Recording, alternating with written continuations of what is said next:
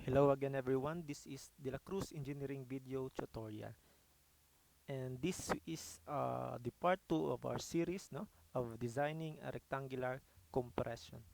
I mean rectangular concrete beam. So these are the topics included. So let's start. So if MD is 240, ML is 250, well, pinalaki lang natin yung loads from part 1. Determine the following, determine the required tension steel area and the required compression steel area. If necessary daw, the compression steel will be 70 mm from extreme compression fiber. Okay, so assume muna tayo na hindi natin alam na mag-doble tayo dito. So first, ito yung ginawa natin for part 1. This is for the um, boundary for singly and doubly reinforced. Okay, panoorin nyo muna to para mas maintindihan. Okay, so first we will solve the required strength. So that is the governing load combination, and just input all the data. Okay, and the required moment is 688 kilonewtons. Then the criterion, yon, and we will assume that tension steel yields and tension controlled where Fs is greater than 1000 MPa to use zero point 0.9 of the reduction factor.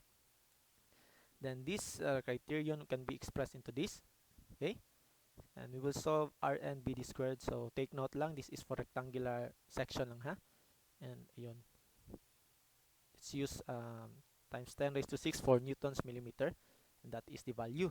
Then we'll solve the rho steel ratio, okay, for that formula, and substitute lang the values, and the ratio is ayun. After that, we can solve the AS, the required steel for tension, and that is just follow lang ha. Ayun, 5184 millimeter square. Then comparing it to the minimum steel area, is mean. So we solve this for part 1. Okay, that is so much bigger to this minimum steel area. That is okay. But what is remain as to prove here is ito. Dapat i-prove natin yan. Okay. Proving that Fs is equals to Fy yung gagamitin natin. Okay? Because magpass yung assumption ng ating stress. Now, equating compression is equals to tension. Okay? Itong dalawa. That is 0.85 Fc prime AS Fy. And after that, we can solve the A, depth of compression block. Okay? Substitute nyo lang yung values or pwedeng mag-shift solve na lang. Okay? And that is the value. Then, susunod dyan yung C. Small c, that is A over beta 1. And that is the value of small c. Okay? The distance from the neutral axis. Then, i-prove natin yung Fs if that is truly greater than 1000. Yun, substitute. And as you can see, that is very small. Hindi pa nga siya nag-yield. That is very small than 1000 MPa. And of course, that is the assumption is not satisfied. That is designed as doubly. Okay? So therefore, the solution from the start are wrong. Mali yung solution natin from the start. Okay? Ito talaga yung design, no? First, you make an assumption, then prove your assumption, then if your assumption is correct, then proceed. Then if your assumption is wrong, then revise your solution. Okay? That is the design steps. Okay. Now we know that that would be designed as doubly reinforced. So magdagdag ka ng reinforcement dito. Okay? And inside view, makikita natin pag ganito.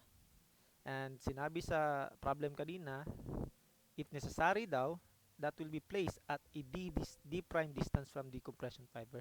So D prime is 70 mm. Then if magdagdag ka ng steel area dyan, dapat magdagdag ka rin ng force dyan. That is in compression. Let's call that CS. Okay, that is aligned. And if nagdagdag ka ng force dyan, to maintain equilibrium, dapat magdagdag ka rin sa ibaba. And that, tatawagin natin itong T2, and this is, T1, and this is T2. Okay? Then, this is D prime, and this dimension here, distance that is D minus D prime lang. Okay? I hope that is clear. And this compression still can create a resisting moment dyan, or a moment capacity. And we will call this as Mn1, and that is Mn2. Okay. And we will define that forces involved. C is ayon, CS is compression steel, AS prime of course, and FS prime.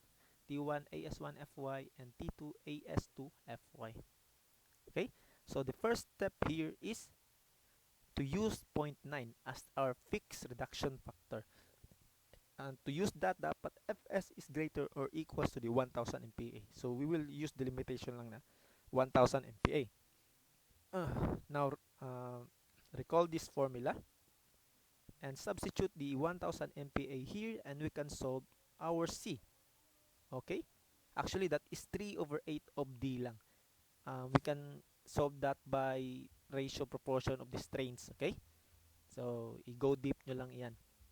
Now, you can solve A by beta 1C, and ayun. So, take note, this beta 1 is na-solve natin yan from part 1. Okay? Pinakita natin yung code. Then, equating these forces, C is equals to T1, we can solve here the AS1. And that is 3043 millimeters squared. Okay? So, take note, this is not yet the answer for this AS. Okay? Nagdagdag pa tayo ng force dito, so magdagdag ka rin ng area dyan. We will solve the area AS2. Okay? And let's solve muna the required nominal strength.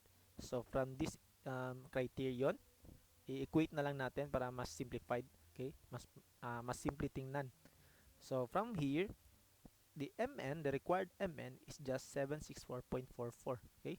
That is 688 divided by 0.9 lang. Okay?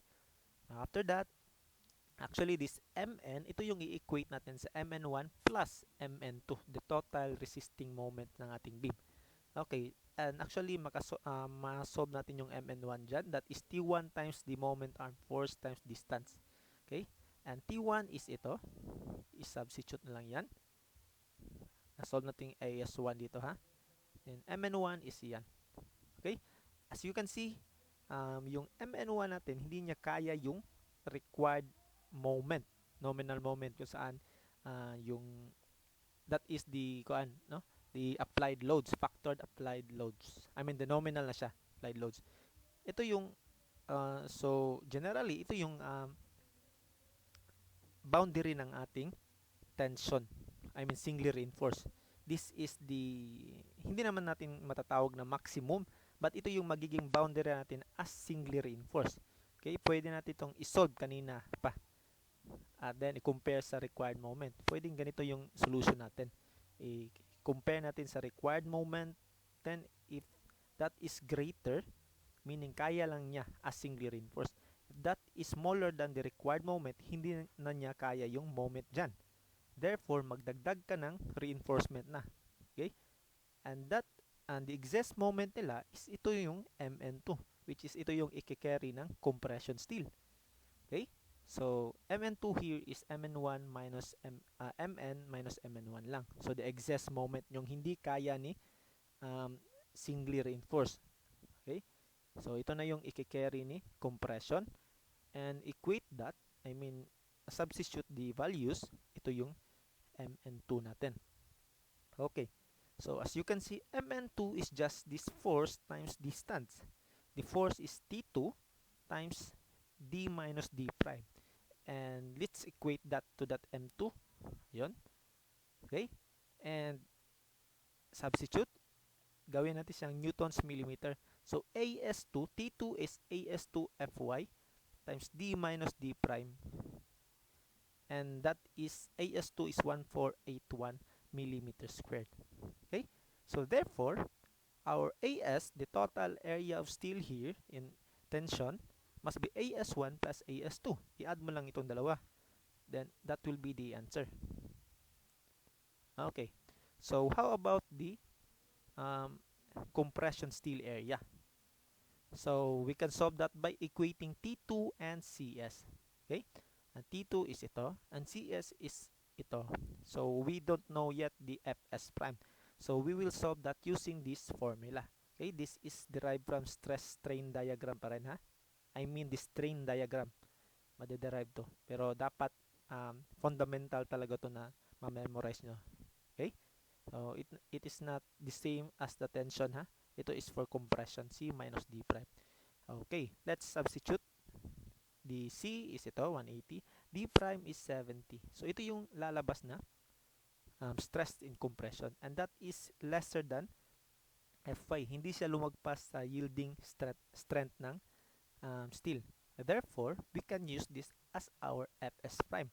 Otherwise, if lumagpas siya sa Fy, ito lang yung gagamitin natin, yung limitation niya. Okay? So, from that, we can equate T2 and Cs and substitute. T2 is As prime, Fs prime, then Cs, then inuna ko yung Cs dito, no? Baliktad ko. Then T2 is As2 times Fy.